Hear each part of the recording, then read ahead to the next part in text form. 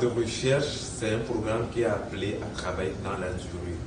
Lorsque le Togo, pays du groupe C, qui montait le programme en 2009, venait à rentrer dans ce financement, on était convenu que ce programme devait prendre au moins 10, sinon 15 ans. Le Togo venait de très loin. On n'avait pas d'entreprise semencière. On avait eu très peu de semences. Aujourd'hui, grâce au PPAO, on a un début de développement d'entreprises semencières. Certes, c'est un peu disparate, c'est sur l'ensemble du territoire, mais vu d'où le Togo venait, on n'avait pas le choix que d'essayer d'apporter des solutions sur l'ensemble du territoire. Le PPAO qui a commencé en 2011 et qui a connu une phase d'extension en 2016, aujourd'hui au Togo est matérialisé par l'existence de filières semencières. À partir de 2009, on avait moins de 500 tonnes de semences. Aujourd'hui, on est à plus de 2500 tonnes de semences. Le PPAO est marqué par l'augmentation du nombre de chercheurs ayant le doctorat au niveau de l'Institut togolais de recherche agronomique. Le PPAO est caractérisé par le hall technologique à l'École supérieure d'agronomie. Le PPAO est caractérisé par une multitude de technologies qui sont mises à la disposition des agriculteurs, mais le PPAO aussi est caractérisé par des innovateurs soutenus, tels que Loku, qui aujourd'hui a mis au point le mini-tracteur togolais, tel que Guéma, qui a mis en place la décortiqueuse de sésame, et un certain nombre d'autres équipements et technologies mises en place, mises au point, développées par des Togolais au-delà des unités de recherche. Le PPAO, c'est aussi la mise en place d'un cadre réglementaire pour les réformes dans les filières semencières des engrais, mais aussi le développement d'un certain nombre de dispositifs de contrôle pour la qualité de ces intrants-là sur l'ensemble du territoire. Si vous allez voir M. Larrey qui élève les pentales à Dabao, qui grâce au soutien du PPAO, il part d'une cinquantaine de pentales qu'il vend par an à aujourd'hui près de 400 pentales qu'il est capable de livrer, c'est des revenus de M. Larrey qui sont augmentés.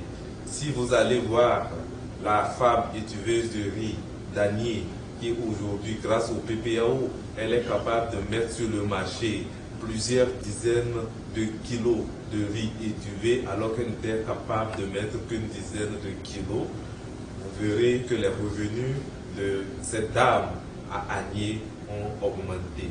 Si vous voyez aujourd'hui Logo en train de mettre sur le terrain 7 mini-tracteurs capables d'être développés à échelle, c'est la capacité de cet innovateur qui est améliorée. Vous allez aussi voir ces femmes qui, pendant qu'elles devraient à la fois s'occuper de l'installation de culture, aujourd'hui, avec la décortiqueuse du sésame, elles n'ont même plus le temps de rester à côté de la machine. Il suffit simplement qu'elles le mettent dans la machine et la machine décortique, lave et extrait la graine de sésame. Elle n'aura qu'à aller juste vanner. C'est le temps de travail, c'est la productivité de cette culture qui est améliorée, c'est les revenus de ces agriculteurs, le temps qui est gagné par ces femmes et la réduction de la pénibilité de ce travail-là et qui est aussi obtenu grâce à ces technologies mises en place par le PPAO.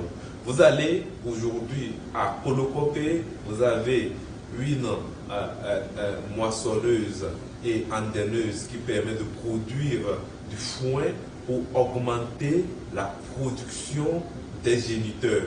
Aujourd'hui, on développe des élevages dans les milieux ruraux grâce au noyau de géniteurs fourni par le PPAO.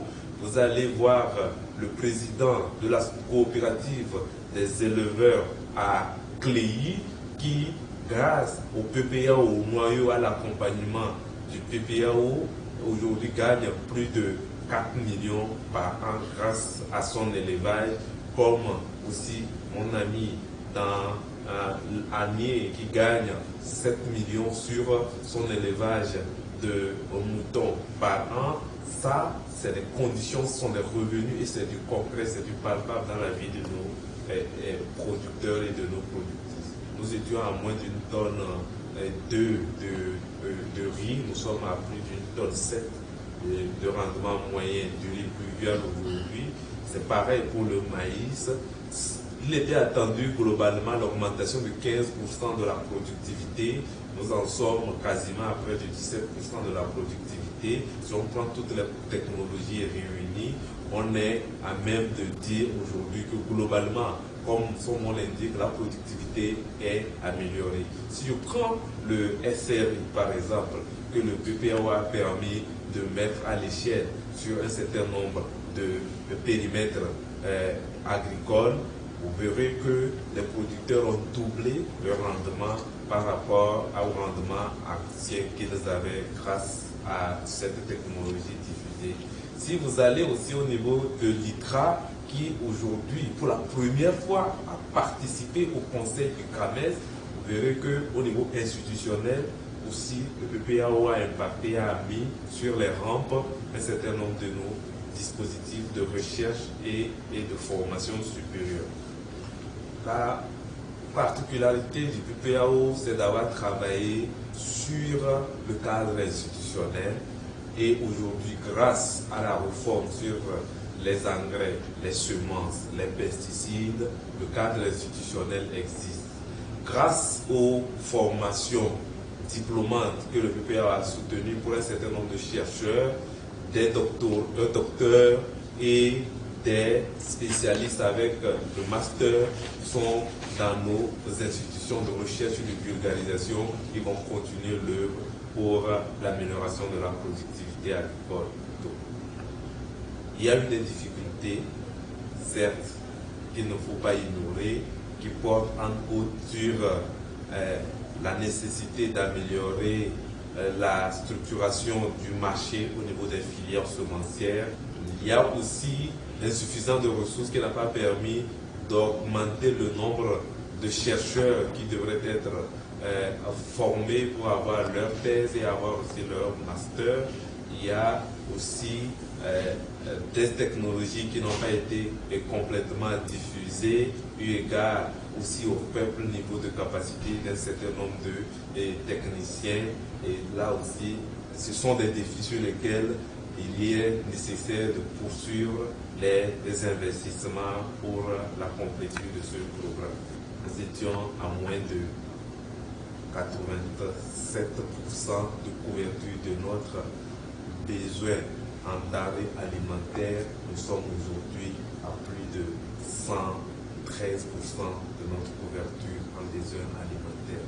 Ça, c'est des statistiques officielles qui existent. Le Togo a été distingué en 2013 et en 2015 par son effort exceptionnel de réduction de la sous-alimentation et par la FAO pour matérialiser, marquer cet exploit qui est fait grâce au programme du Plan national d'investissement agricole sous le leadership du chef de l'État qui est visionnaire et qui dès le début a mis en place les solutions pour permettre au Togo de faire aujourd'hui des avancées remarquables dans le secteur agricole.